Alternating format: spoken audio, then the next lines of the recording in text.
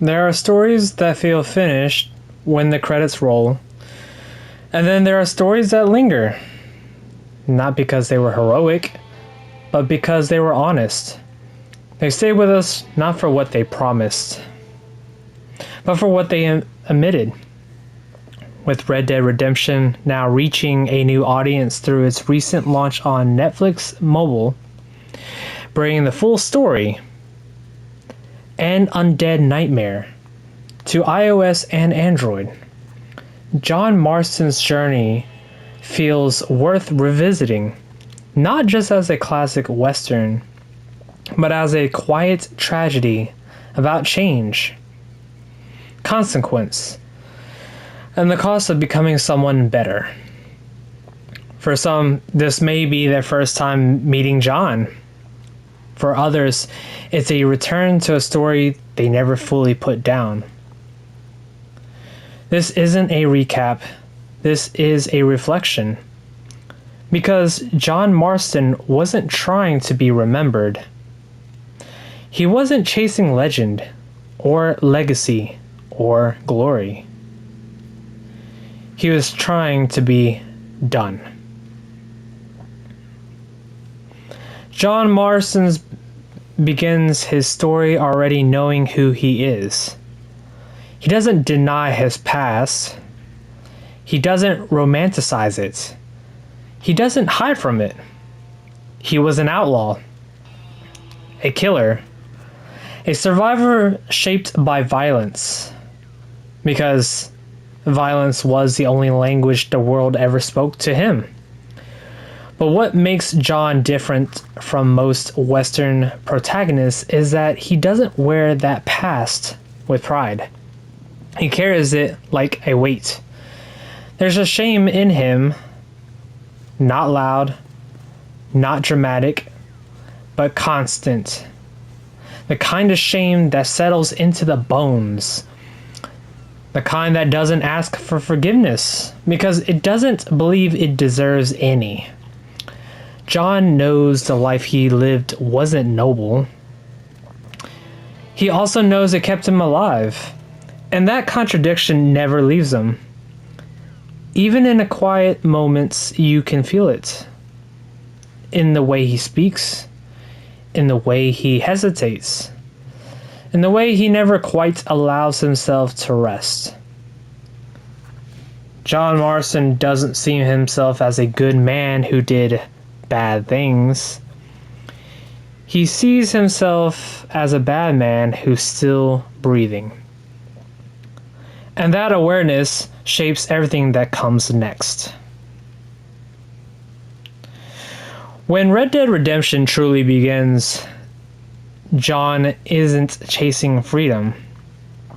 He's chasing normalcy, a home, a farm, a future where his son doesn't inherit his sins.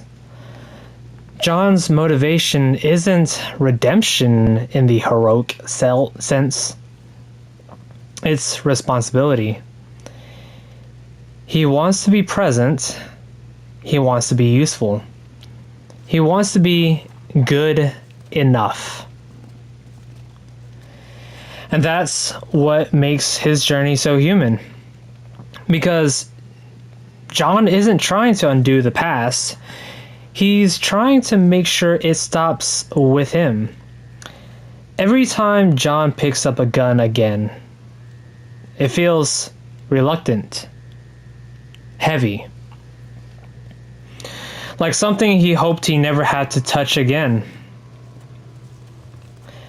Every act of violence is framed not as power, but as necessity. Something he's doing so he won't have to keep doing it. He believes, maybe foolishly,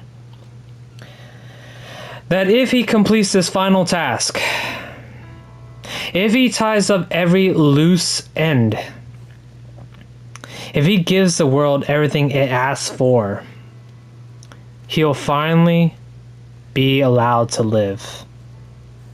Not freely, not proudly, just quietly. But the world he lives in doesn't work that way anymore.